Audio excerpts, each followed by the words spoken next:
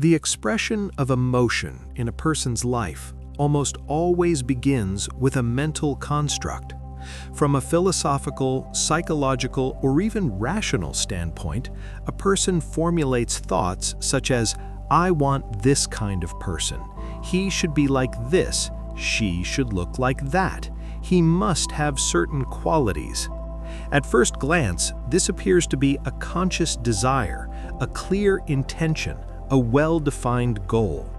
But when we look deeper, it becomes clear that in most cases, these statements are not about creation. They are attempts to compensate for an inner lack. The ideal partner as a reflection of what is missing. In essence, a person describes an image that symbolizes everything they currently do not have in their life and everything they are tired of: loneliness, lack of acceptance, absence of warmth, love, safety, recognition. People construct an idealized image of a future partner as the opposite of their current emotional state. They imagine someone who will come and fill the emptiness, heal the pain, and provide a sense of worth and meaning. Why manifestation stops when emotions are missing? The core problem is that if a person cannot emotionally experience their future in advance, for example, love, closeness, acceptance, before it physically appears in their life, the process of manifestation stops. External events cannot take root if the internal state is not ready to receive them. The trap of postponing happiness. We often hear phrases like, "When I'm in a relationship, then I'll be happy. When I meet the right person, I'll finally feel love. When someone loves me, I'll stop feeling empty." This means a person unconsciously postpones their inner well-being and makes it dependent on external circumstances. They wait for the world to change before allowing themselves to feel differently. The fundamental mistake: trying to change the inner world through the outer one. This approach hides a fundamental error. A person tries to change their inner state through the external world, forgetting that the inner state is the primary cause of external reality. We do not simply react to life, we broadcast it. We do not attract what we want, we attract what we are on the level of feelings, beliefs, and energetic states. Love as a state, not a reaction. When a person finally begins to feel love, not because someone appeared, but because they allowed themselves to experience it, a chain of deep changes begins. But instead, most people continue to wait. They remain in a state of inner emptiness, unaware that this emptiness itself blocks the attraction of the relationship they desire. Without emotional fullness, no magnetic field capable of attracting love can form.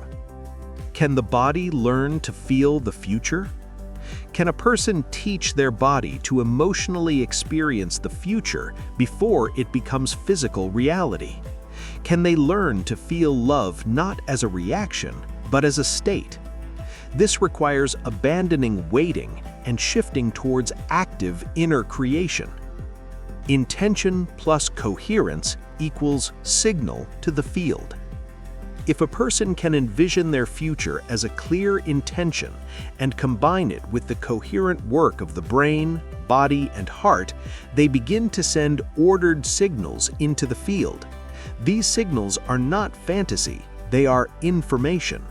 And this information begins to reshape both the person's internal biology and their interaction with external reality. The power of the present moment. To do this, one must develop the skill of being present.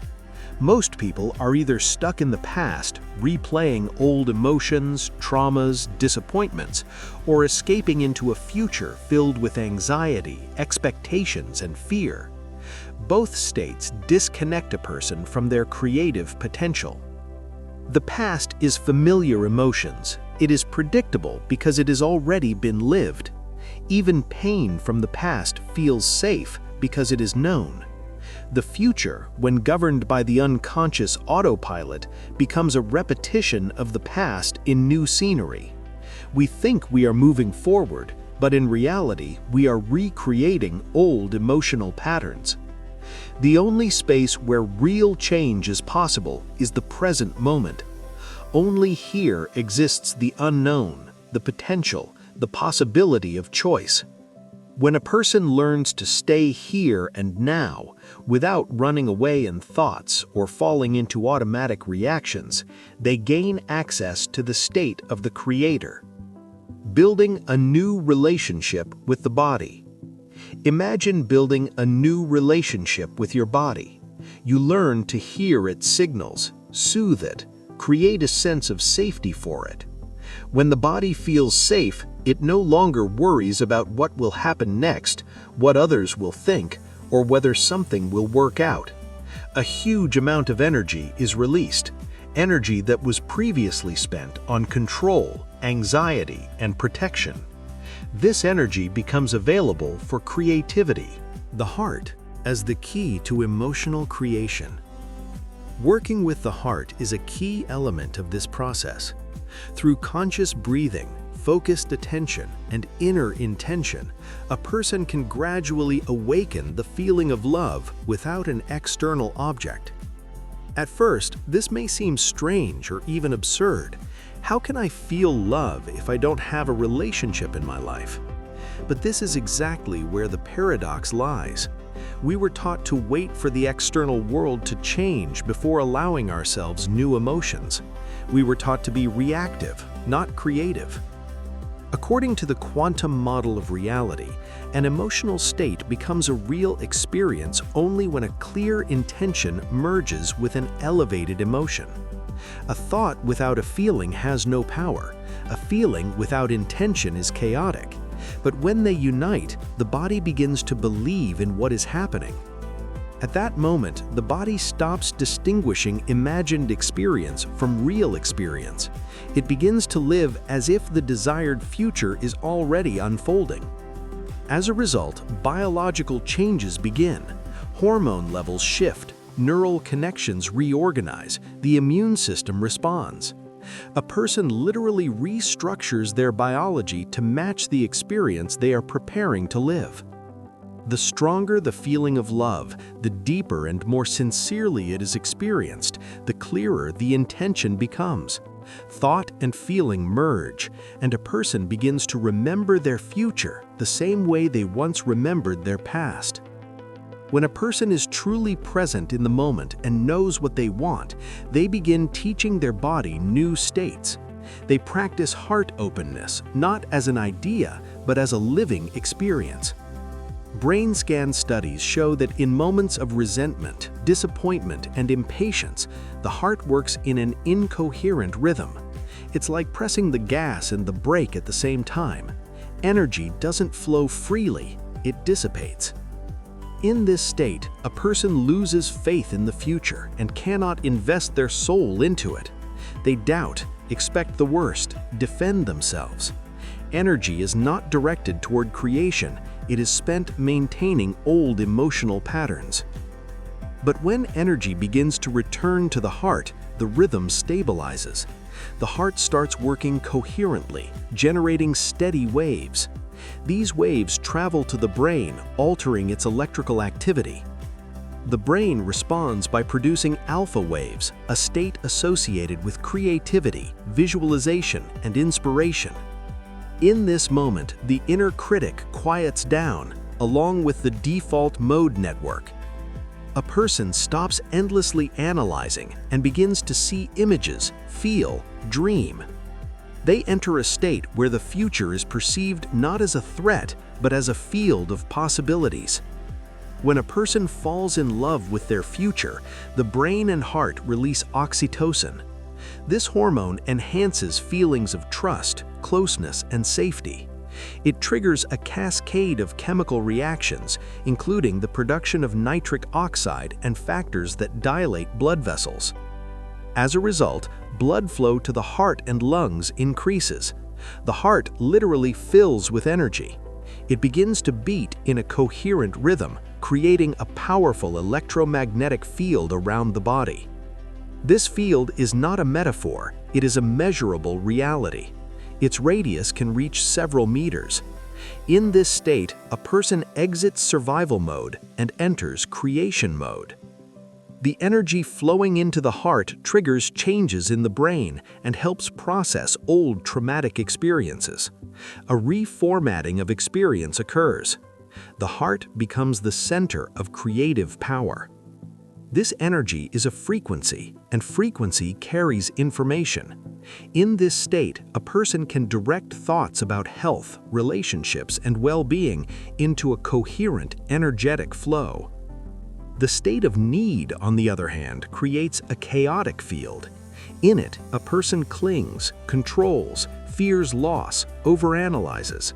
This is the energy of lack. It does not attract, it repels.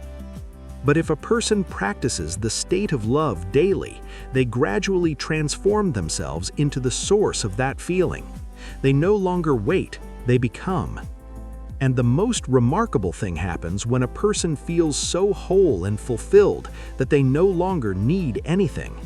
They trust life on the emotional level. They feel gratitude for the present moment. In this state, a person naturally resonates with others. They share their energy without demanding anything in return. In healthy, mature relationships where the heart is open, partners do not depend on each other. They choose to be together because they want to, not because they need to. A person can say, "I feel good with you, but even without you, I remain whole." And this is what creates space for true intimacy. When the fields of two such people meet, their energy amplifies. All centers of the body activate. Life force, inspiration, and joy increase. In this state, a person cannot help but give. They share love because it overflows within them, and by giving, they receive even more. The immune system strengthens, the body fills with energy, and life begins to reflect inner harmony. Such relationships are born not from pain or emptiness, but from abundance. They do not need to be held together by force. They naturally inspire care, growth, and depth. Not out of obligation, not out of fear of loss, but because anything else becomes impossible. If this video resonated with you, like it and share it with those who are ready to awaken.